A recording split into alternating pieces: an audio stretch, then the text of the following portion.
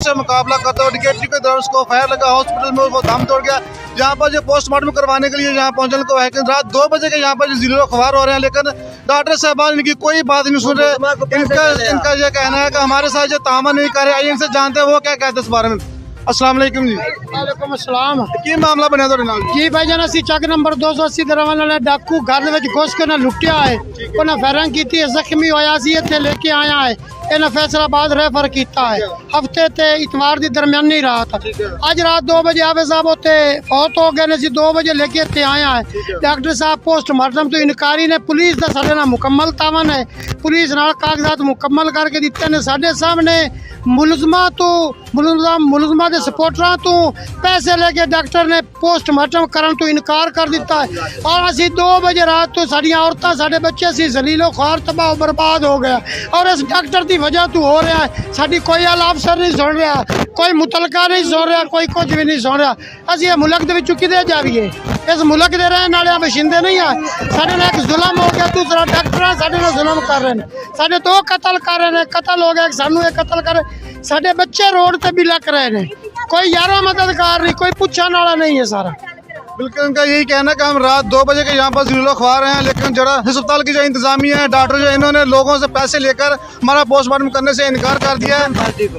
मुलजम party को पैसे लिया तो वो रल गया, साडा मुलाजा नहीं ने किया। 2 बजे ते असीं जलील होण दिया, पुलिस वाले साडे नाल उन्होंने कागज मुकम्मल करके दिते आ ते बहुत डॉक्टर ज्यादती कर रहे, मुलजमान नाल रल गया।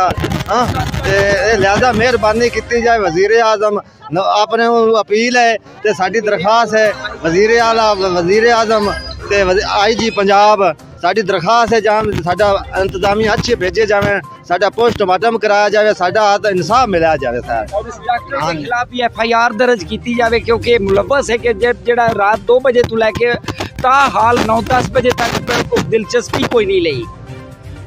अफसराने बाला से अपील उनका यही कहना है कि रात 2 बजे कमी जरील हो रहे हैं, लेकिन जो अस्पताल में डॉक्टर मौजूद था उन्होंने कोई रिस्पांस नहीं दिया। इनका यही कहना है कि आप दूसरे जो मुलजम पार्टी से उनसे पैसे लेकर हमारा पोस्टमार्टम करने से इनकार कर दिया है। मैं आपको दिखा रहा हूँ, इन्होंने रोड ब्लॉक किया है और बिल्कुल यहाँ पर सरापा एहतजाज है। इनका यही कहना है कि हमारी आला काम से अपील है, जड़ावाला की इंतजामिया से अपील है कि हमारे साथ तावन किया जाए और हमारे पोस्टमार्टम करवा कर हमें रिपोर्ट जारी की जाए। कोई डॉक्टर नहीं है अभी तक पहुँचा था हाल, अभी तक किसी ने तो ना कोई रब्ता नहीं किया अभी तक था हाल। तो किसी डॉक्टर साहब वो अंदर साडा मुर्दा लै गए ने और उत्ते जाके उन्हें क्या है कि जी मैनू पैसे दो ते दोबारा मुड़ थोड़े। डॉक्टर ने पैसे मंगे तो डॉक्टर भी साडे कोल पैसे मंगदा पिया। अस आखे साडे कोल पैसे इन्ने नहीं है, रात नूं साडा बंदा कत्ल हो गया, सी पैसे लेके आए। बड़े शर्म की बात है कि डॉक्टर साहबान पोस्टमार्टम करने के लिए इनसे पैसे मांग रहे हैं। कितने पैसे मांगे तो लाख रुपया मांगा जी, 1 लाख रुपया पोस्टमार्टम रिपोर्ट देने के लिए डॉक्टर साहब मांग रहे हैं। अगली पार्टी से पता नहीं कितने लिए हो गए, 1 लाख रुपया आपसे मांगा। 1 लाख रुपए का मुतालबा डॉक्टर साहब ने किया है। हमने कहा हम गरीब आदमी किधर से दें? उसने कहा आप गरीब है तो चले जाए, इधर मुफ्त नहीं काम होता। गरीब है तो मरते रहे, लेकिन पैसों के बगैर पोस्टमार्टम नहीं होगा। पोस्टमार्टम नहीं होगा। डॉक्टर वो कहता है मैंने पैसे देकर डॉक्टर बनाऊं, मैं पैसों के सिवा काम नहीं करता। ये हमारी माएँ बहनों ये सरापा एहतजाज है, लेकिन जड़ावाला का सिविल हॉस्पिटल की जो इंतजामिया है वो देखिए बिल्कुल इनकी बात नहीं सुन रही है। हमारी माएँ बहनें रात जिलो खवारिद रो रही है। अभी दिन के 8-9 बज चुके हैं, लेकिन कोई भी इनकी आवाज़ सुनने के लिए यहाँ पर नहीं आया। अस्सलाम वालेकुम। 5 लाख रुपया लेके जरा तुम्हें चोर तो छोट के आए ने और ना तो डॉक्टर ले ले सानू परेशान 3 बजे दे सी 2 बजे दे ओ नाच गया सौदे आया ओए हाल ओए मेरे गुजार छो ओए सारी गाल नहीं किसे यही कहना है कि जो इंतजामिया उन्होंने 2 लाख रुपया हमसे ले लिया मुझसे, लेकिन हमारी कोई बात नहीं सुने। ये माँ बहनें रात भर इसी तरह यहाँ पर जिलो खवार हो रही हैं, लेकिन इंतजामिया का कोई भी बंदा इनकी आवाज़ सुनने के लिए यहाँ पर नहीं पहुँचा। ये थाना रोडाला की दूसरे 280 गाबे में इनका ये कत्ल हुआ था। दलील होंगे पे जी रात 2 बजे थे, डॉक्टर साहब साड़ी गल ही नहीं सुन रहा। उन्होंने को आए ने मोटरसाइकिल तो पैसे दे के भाग गए ने मुलजम पार्टी ते साडी वो गल 2 बजे सानू दलील कर रहा। कभी कहता आधा घंटा खलो जाओ, कभी कहता 10 मिनट खलो जाओ। अखीर हुण तक साडा पोस्टमार्टम नहीं कर रहा। साडा इन्नियां बुढ़ियां ने ते इन्ने साडे बंदे आए हुए ने ते साडी वो गल नहीं सुन रहे जी डॉक्टर साहब। ते हुण नस गया जी, अस्पताल छोड़ के नस गया।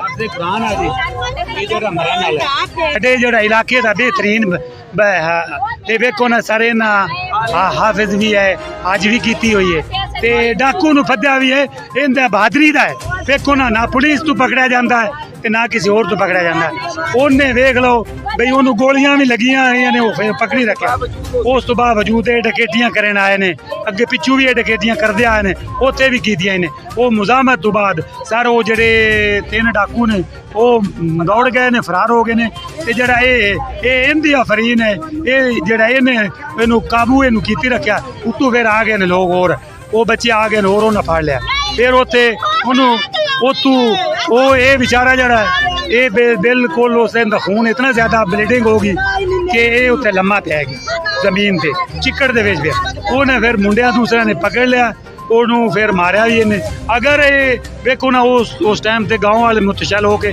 ਇਸ ਬੰਦੇ ਨੂੰ ਮਾਰ ਸਕਦੇ ਆ ਲੇਕਿਨ ਇਸ ਵਾਸਤੇ ਨਹੀਂ ਮਾਰਿਆ ਵੀ ਇਹ ਦੂਸਰੇ ਡਾਕੂਮੈਂਟ ਦਾ ਵੀ ਦੱਸੇਗਾ ਤੇ ਉਸ ਤੋਂ ਬਾਅਦ ਇਹਨੇ ਫੋਨ ਕੀਤਾ ਹੈ ਪੁਲਿਸ ਨੂੰ ਪੁਲਿਸ ਆਈ ਹੈ ਉਹ ਲੈ ਗਈ ਹੈ ਲੇਕਿਨ ਪੁਲਿਸ ਵਾਲਿਆਂ ਨੇ ਕੁਝ ਵੀ ਨਹੀਂ ਕੀਤਾ ਵੇਖੋ ਨਾ ਉਹਨਾਂ ਨੂੰ ਭਲਾ ਇੱਕ ਡਾਕੂ ਪਕੜਿਆ ਜਾਂਦਾ ਹੈ ਤੇ ਆਇਆ ਕਿ ਥਾਣੇ ਵਾਲਿਆਂ ਕੋਲ ਡਾਟਾ ਕੋਈ ਨਹੀਂ ਹੁੰਦਾ ਡਾਟਾ ਹੁੰਦਾ ਹੈ ਸਾਰਾ ਨਿਜ਼ਾਮ ਖਰਾਬ ਹੈ लिहाजा ये डॉक्टर भी नहीं आ रहे और ना पोस्टमार्टम कर रहे हैं ना सही FIR कटिंदी पी है साढ़े कोई नहीं सुनता सारा गांव इसकी शहादत दे रहा है और इमाम मस्जिद भी है किस टाइम इमाम मस्जिद ना होंदा उस वक्त ये इमामत भी करता हाफिज़ कुरान हाजी शरीफ इनका कोई दुश्मन नहीं ना कोई इनका कोई इलाके दुश्मन है सारा इलाका जितना जानता है सारे इलाके जी शराफत की वजह ना आप देख सकते हैं इनके जो पूरे अहले इलाके के लोग जो जहाँ पर इकट्ठे इनका ये कहना है कि इंतहाई शरीफ आदमी था डाकुओं से मुकाबला करता हुआ जख्मी हुआ लेकिन अस्पताल की जो इंतजामिया डॉक्टर साहब इनसे पैसे मांग रहे हैं पोस्टमार्टम करने के